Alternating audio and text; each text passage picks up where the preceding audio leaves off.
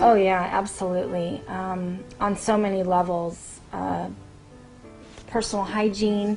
Both my kids were not potty trained before treatment, and within treatment, probably about 2 months after, they were completely potty trained. So that saved us a lot of money on pull-ups and diapers and so forth. That was a huge milestone. That was probably one of the biggest ones. Also, using utensils. My children never used utensils, and now they use a fork and a spoon, and they drink out of a straw, a regular cup. That was a huge milestone. Emotionally, the affection, you know, and communicating that they wanted tickles, or rub my foot, mommy, or I hurt, mommy, you know, things that I didn't have the opportunity to understand before, because they would cry and I would think, oh my gosh, they have an ear infection, but they can't tell me, or, you know, their arm's broken.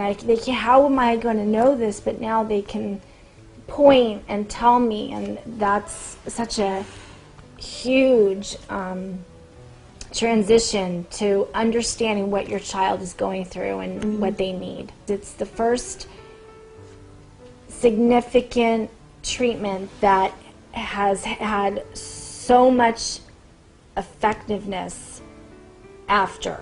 Like, we see the changes that only a family would notice, right? But then the community is noticing, the teachers, their therapists, strangers that don't see us all the time, you know, they're like, oh gosh, your kids they looked right at me, they waved goodbye, that's wonderful, they're pointing, I can't believe how much they're talking.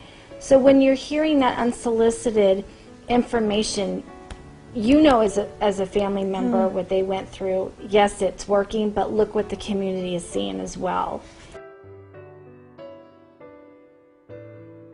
We did not tell the teachers and therapists that work with them on a daily basis, because we really wanted honest feedback and unsolicited feedback. So when they say, you know, Jack is really coming a long way in a short time, look what he did today. He played a game today where he would never play, taking turns. Oh, yeah. That was huge. The eye contact, the verbal,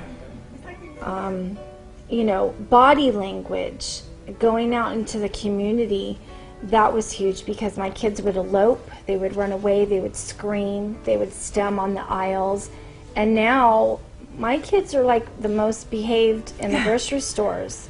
They know that they need to stay with mommy. They don't take off. They're not stemming on the aisles. And even in the parking lot where it became a safety hazard, now they stay with me. And I can pretty much take them anywhere by myself, where I could never do that before the treatments. I wouldn't do 2 at a time. I would do 1, but I would still be nervous. And they've come a long way in a short time since the treatment, and I'm so blessed that we had the opportunity to do it. And I hope that other parents that are watching this have the opportunity and seek the information to help their children, because it's really rejuvenating their lives for a better quality of life. Another thing with the children is their textile issues that they had. My kids never liked to touch sand, Play-Doh, stickers, and since the treatment, we go to the beach for hours. They go in the water, they play in the sand, wear Band-Aids on their skin, they play with Play-Doh, they play with shaving cream during therapy, stickers, they love stickers. And when we first tried to put a Band-Aid on one of Jack's boo-boos before treatment, he screamed so loud, I thought the whole city heard. And now I can put a Band-Aid on him and there's no issue. It's so normal, I don't even think about it. And now they're flexible when it comes to even, like, for instance, going to Disneyland. When we went before the treatment, it was the same route every time. And if we changed the route, they would get really upset and almost like hurt themselves because they couldn't handle that. Now, where do we want to go today? They are, and they're so open to it. It's not even an issue anymore. And I thought those things that I just said would never get better. They would never change. And now I don't even think about it. And we just look back and go, Guy, I can't even, how did we do it? Kiddos are very, very smart, and people don't realize how smart they are. They just can't verbalize their thoughts and feelings. And that's why autism is so mysterious.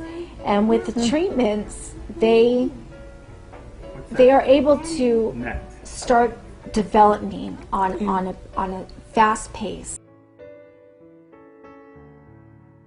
Gaining speed, because along with it, when the behaviors go down and they're able to touch, feel, sense, and speak, then they're able to learn quicker without behaviors. They're able to try new things, try new foods, try different shoes, routine, ride a bike. We can never get them to go on a big wheel or ride a bike, and now they do that.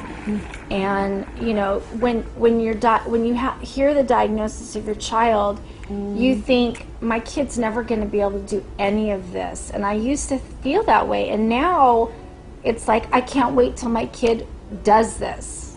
There's just steps that you have to take, because they still have autism, but it's not who they are, because they're getting better.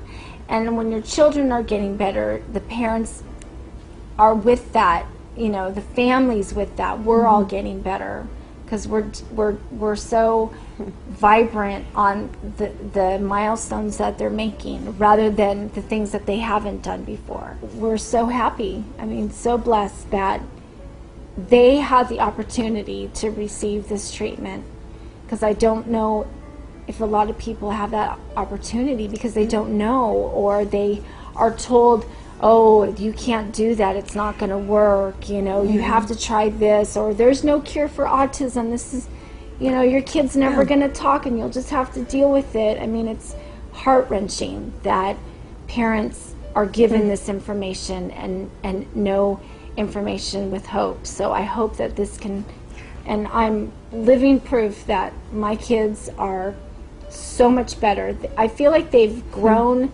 in years, 2 or 3 years of education and behavior, and they're kind of caught up to where they should be. A year since they've received treatment, and they're still doing new things all the time. They completely amaze us. Chad and I were having a heavy discussion in the car, and Luke said, okay, that's enough, you two. Oh. I don't know any 6-year-old that would say that has autism. And we both started laughing, and we just couldn't believe, because it was so appropriate. Because he tuned in, he understood the feelings and the body language, and for him to say that, it was so appropriate. I think any parent out there would pay or do whatever it took to get your child better. And they're not 100%, but who is? They're children, they're evolving, they're changing, they're understanding their body. I never thought that my kids would be potty trained, and they are. It's always told the magic number for kids with autism and being potty trained is around 12 to 14 years of age. And I couldn't believe that. And I thought, I'm going to be changing my son when he's 20 years old. You think the worst at times, and now I can't believe how much money I'm saving on pull-ups, because we're not buying them anymore. It was also a little bit of leap of faith, and we went for it, and we're so glad that we did. We have different children, but how do I explain this? They're still Jack and Luke. They still have their personality. It's just now that it's coming out, and they're so funny. They laugh at the appropriate times at movies, which they never did.